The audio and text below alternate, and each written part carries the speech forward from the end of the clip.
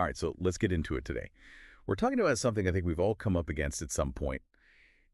You know that feeling when there's a new tool or process and people just resist? Yeah. So today's deep dive, we're going to try to understand why that happens, especially for those of you out there working in quality assurance. We've got some great advice lined up for you from a whole bunch of experts. Plus, we'll dig into some real-world examples to help you get through this super common problem. Yeah, it's interesting how resistance to change is kind of like a natural human instinct. It's not necessarily that people are incompetent or stubborn. The sources we've been looking at really highlight the psychology behind this whole thing. People just crave what's familiar. And especially in fields like QA where precision is key. Think about it. You've got these seasoned QA professionals who have spent years honing their skills with their existing systems. Suddenly you come in and switch things up on them with something new. It can feel like a threat. Yeah, totally. Like imagine if someone came in and just changed the layout of your keyboard. But it's more than just comfort, though, right? I'm thinking about that fear factor, too. The worry that a new tool might actually make someone's role obsolete. Absolutely.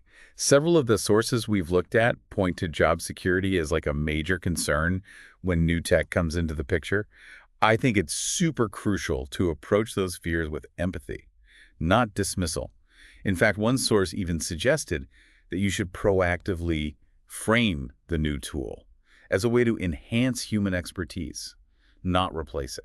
Hmm, that's interesting. So instead of just being like, hey, this new software is awesome, we need to address the what's in it for me question head on and the will my job still be relevant questions. Exactly. And a great way to do that is through clear, tangible benefits. Right. Think about it. Abstract promises aren't going to be as convincing as actually showing someone how a new tool can, like, cut down audit time by 20% Yep. or automate those tedious reports they hate doing. Makes sense. Speaking of concrete examples, we came across this case study of John Kingsley. He's a senior supplier quality director, and he successfully implemented this digital audit system called Smart Inspect 360.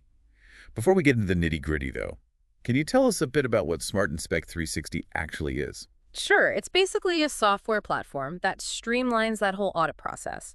From planning and data collection to reporting and analysis, imagine going from mountains of paperwork to a nice centralized digital system that just makes audits so much more efficient and accurate. Okay, so a game changer for quality assurance teams. But I'm curious, what were some of the challenges John Kingsley faced when he brought this system to his team? Well. As you might imagine, he ran into some resistance at first. People were comfortable with their existing methods. Even if they weren't perfect, they knew those systems inside and out. Right. But John was smart about his approach. Instead of forcing a sudden shift, he implemented Smart Inspect 360 in phases. Ah, so a gradual rollout instead of a big bang. I can see how that would make the change less daunting. Exactly. He started by introducing the system to a small pilot group, worked out any kinks, got their feedback, and then gradually expanded it to the rest of the team. Smart. This phased approach really helped build confidence and allowed people to adapt at their own pace. That's interesting. It sounds like that kind of approach would minimize disruptions and avoid overwhelming people. Exactly. And another key element of John's success was his focus on training. He made sure that his team received really comprehensive hands-on training on Smart Inspect 360. So not just like a quick demo, but actual time to really learn the ropes and get comfortable with the system. Did that help ease the resistance, do you think? Absolutely. The training did two things. First, it equipped people with the skills they needed, but it also showed that the company was invested in their success with the new tool. Yeah, that's smart. It kind of shifts the focus from this new system is being forced on us to we're being given the support to succeed with this change. Exactly. And here's where it gets really interesting. As John's team started actually using Smart Inspect 360, they began to see the benefits firsthand. Audits became quicker. Reports were generated effortlessly. Tracking actions was a breeze. The resistance started to fade because people realized how much easier the new system made their jobs. So they went from skeptical to, okay, this actually does make my life better. Precisely. And that's a really powerful lesson. Sometimes the best way to overcome resistance isn't through persuasion. It's by demonstrating tangible benefits that people can experience for themselves. This case study is a great example of how smart implementation can make a real difference. But let's zoom out a bit. What other strategies are there for encouraging people to embrace new tools, especially in a field as detail-oriented as quality assurance? One strategy that comes up again and again in our sources is the power of highlighting specific benefits. And I don't just mean like vague promises like this will save you time. It's about actually quantifying the impact. For example, you could say this new tool can reduce the time you spend on documentation by 15%. Or it eliminates the need to manually cross-reference data, which will free up an hour each week. So like painting a clear picture of how this new tool actually makes their work lives better. Less time on the tedious tasks. More time for the stuff that really matters. Exactly. And another strategy that really resonates with QA professionals is the emphasis on accuracy and compliance. A lot of our sources actually highlight how new tools can often improve the precision of data collection and analysis, which is a huge selling point in a field where even small errors can have significant consequences. That makes a lot of sense. Yeah. QA is all about ensuring quality and meeting those really strict standards. So a tool that helps them do that more effectively would definitely be a welcome addition. Right. And speaking of meeting standards, let's not forget about regulatory compliance. A lot of the sources we've looked at emphasize that many new QA tools are designed with compliance in mind, which can obviously reduce the risk of audits and penalties. Okay, so we've got tangible benefits, improved accuracy, and compliance covered. Yeah. But what about the actual process of introducing these new tools? Are there any strategies for making that transition smoother, especially for teams that might be a little resistant? Absolutely. One approach that's recommended consistently is involving the team in the decision-making process right from the get-go. So that could involve seeking their input on what features are most important, or even having them participate in evaluating different tool options. Yeah, that's a great point. I think when people feel like they've had a voice in the selection process, they're much more likely to be on board with the change. It's like the difference between being told what to do versus actually being part of a collaborative effort. Exactly. And once a tool has been chosen, providing hands-on training is absolutely crucial, as we saw with John Kingsley. Training not only equips people with the skills they need, but it also shows that the company is actually invested in their success. Right.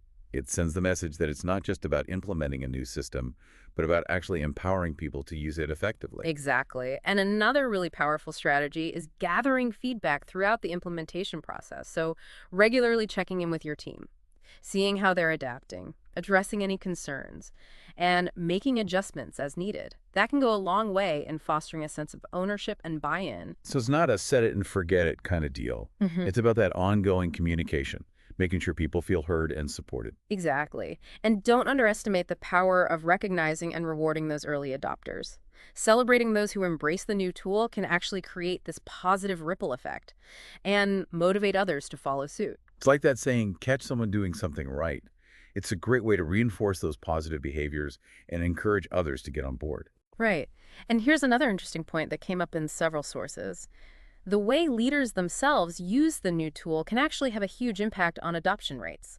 If leaders are actively using the tool, demonstrating its effectiveness, and integrating it into their daily workflows, it sends a really powerful message to the team. It's that whole walk the talk idea, right? Actions speak louder than words, especially when it comes to implementing change. Exactly. And remember, even with the best strategies in place, there's always going to be some level of resistance to change. It's just human nature.